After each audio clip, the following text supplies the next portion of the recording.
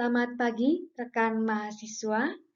Pada pagi ini merupakan pertemuan pertama ya dari mata kuliah Diplomasi Ekonomi. Sebelumnya, perkenalkan saya dengan Santi Darmastuti sebagai koordinator dari mata kuliah Diplomasi Ekonomi yang nanti juga akan ada Ibu Wiwi Rukmi Dwi Astuti dan Bapak Karil Akbar Setiawan yang akan mengampu mata kuliah Diplomasi Ekonomi. Sebelum kita mulai pada pertemuan pertama mengenai pengertian dan peran diplomasi ekonomi, sebelumnya kita akan melihat tentang apa itu diplomasi ekonomi. Mungkin di sini kita akan jelaskan terlebih dahulu mengenai deskripsinya dulu ya, mata kuliah diplomasi ekonomi ini belajar apa ya. Nah, kalau dalam diplomasi ekonomi ini menekankan kepada analisis teoritik dan aplikatif ya terkait dengan diplomasi ekonomi. Tidak hanya itu, dalam mata kuliah ini juga akan mempelajari bagaimana proses pembuatan kebijakan dalam diplomasi ekonomi yang terkadang seringkali dipengaruhi oleh pertimbangan-pertimbangan politik. Keterlibatan dari aktor negara dan non-negara juga menjadi pembahasan di dalam mata kuliah diplomasi ekonomi.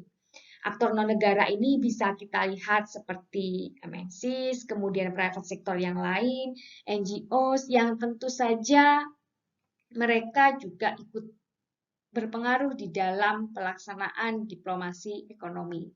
Tidak hanya itu, mata kuliah ini juga akan melihat bentuk model diplomasi ekonomi yang dilakukan oleh negara berkembang, negara maju, baik di level bilateral, regional, sampai dengan level multilateral.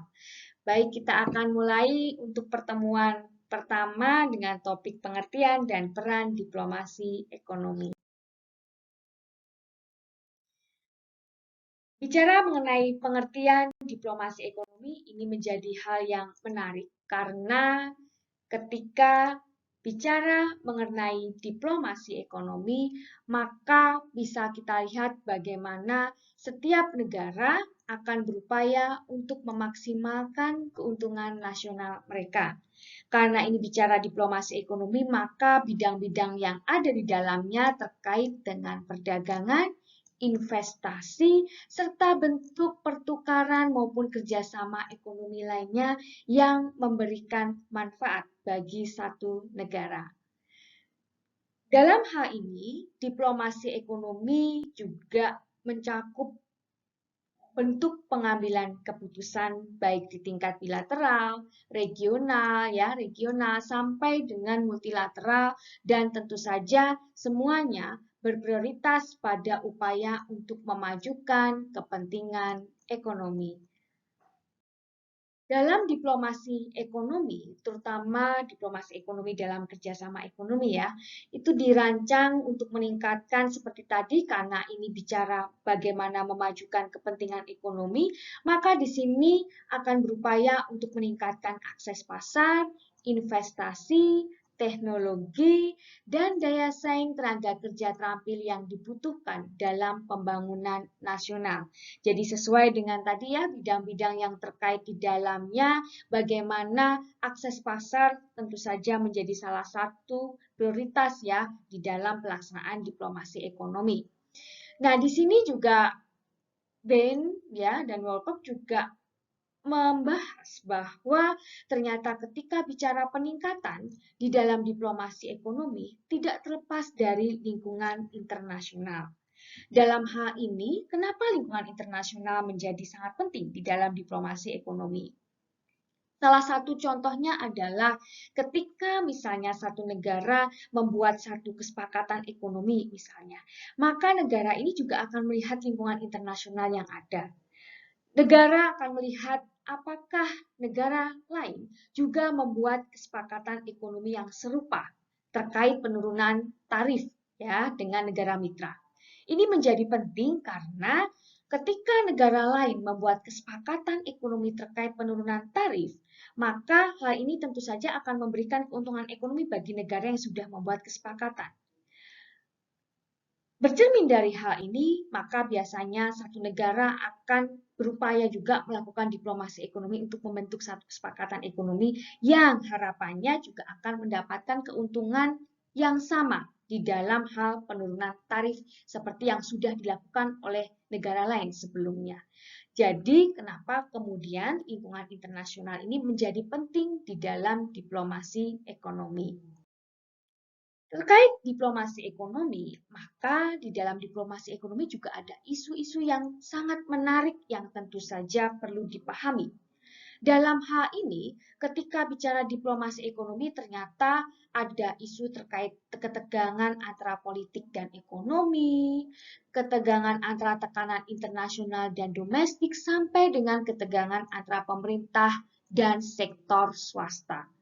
Ini adalah beberapa contoh terkait dengan isu-isu yang ada di dalam diplomasi ekonomi. Misalnya saja yang contohnya di sini ya, ketika kita bicara mengenai tadi, misalnya kesepakatan ekonomi. Biasanya kesepakatan ekonomi itu bicara mengenai liberalisasi perdagangan. Dan bicara liberalisasi perdagangan bukan satu hal yang mudah. Karena apa? Karena ketika satu pemerintah membuat kesepakatan mengenai liberalisasi perdagangan, tentu saja hal ini terkadang mendapatkan respon yang biasanya cukup banyak ya dari stakeholders domestik. Ada yang setuju, ada yang tidak setuju, karena melihat liberalisasi perdagangan ini bisa memberikan efek yang negatif misalnya dari sisi mereka harus berkompetisi dan sebagainya. Jadi tentu saja ketika bicara mengenai liberalisasi perdagangan, satu pemerintah akan dihadapkan dengan tekanan di tingkat domestik dan tekanan di tingkat internasional untuk melakukan kebijakan liberalisasi perdagangan. Itu adalah merupakan isu di dalam diplomasi ekonomi. Selanjutnya, ketika bicara mengenai diplomasi ekonomi, ternyata di dalam diplomasi ekonomi ini, seperti yang disampaikan sebelumnya, bergerak pada level di bilateral, regional, dan multilateral. Dan FTA menjadi salah satu contoh bentuk diplomasi ekonomi terkait dengan perjanjian perdagangan bebas di tingkat bilateral. Dalam hal ini ya, kenapa FTA menjadi penting? Ya, karena bisa kita lihat di sini ketika bicara FTA itu tidak kemudian jadi begitu saja. Ada proses yang harus dilalui, kemudian diplomasi ekonomi itu bisa berhasil membentuk satu FTA. Dari awal pembentukan, bagaimana lingkungan eksternal, lingkungan domestik membentuk ini, kemudian konsolidasi di tingkat domestik, negosiasi dengan negara mitra, kemudian sampai kesepakatan itu konklud, kemudian diratifikasi, dan sampai pemberlakuan dari FTA ini.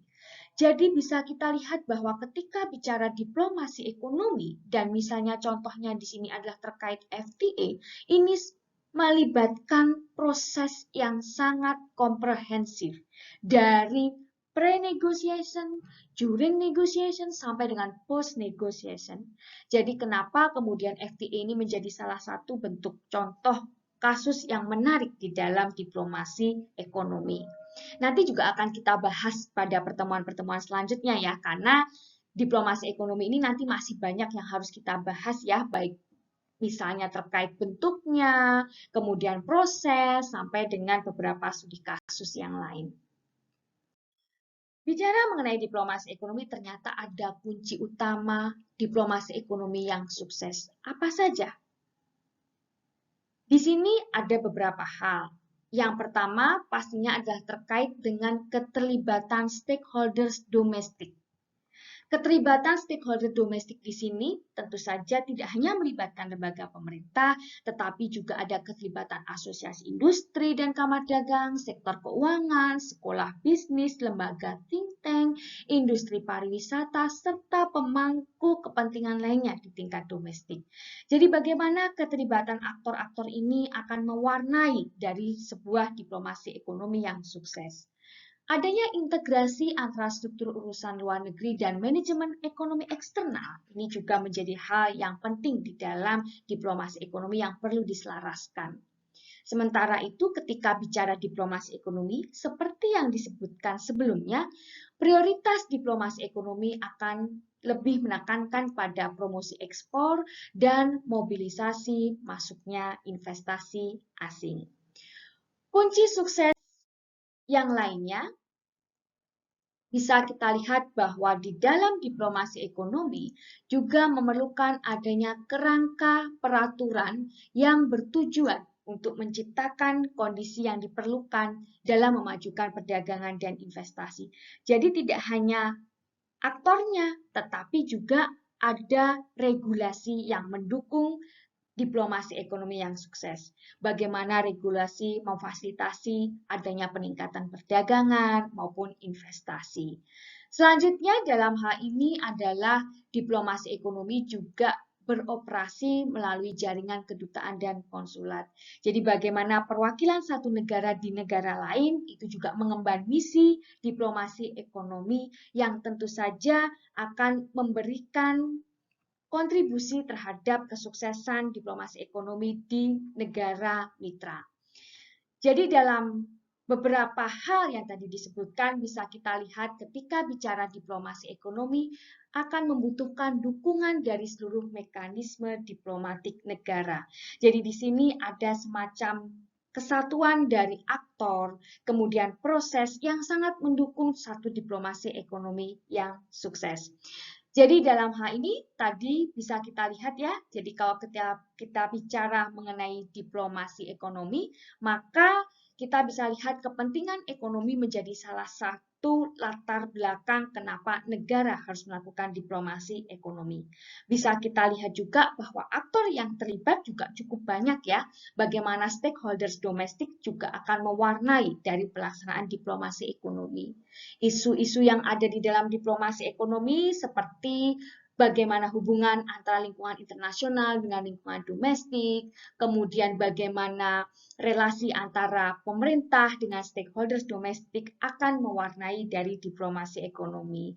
Jadi dengan adanya beberapa isu yang ada tadi, maka diplomasi ekonomi dapat dilihat sebagai satu bentuk yang sangat-sangat komprehensif sekali. Tidak hanya bisa dilihat dari potret aktornya saja, tetapi juga sampai dengan proses dari diplomasi ekonomi tersebut sehingga diplomasi ekonomi bisa menjadi sukses.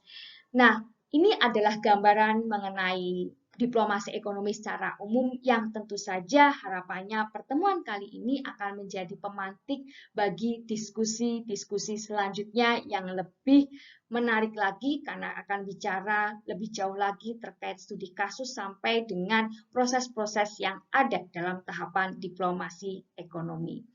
Baik, terima kasih rekan mahasiswa semuanya. Semoga pertemuan pertama ini akan menjadi pemantik yang lebih menarik lagi ya untuk diskusi selanjutnya. Baik, terima kasih atas perhatian dari rekan mahasiswa pada pagi hari ini. Terima kasih, selamat pagi. Wassalamualaikum warahmatullahi wabarakatuh.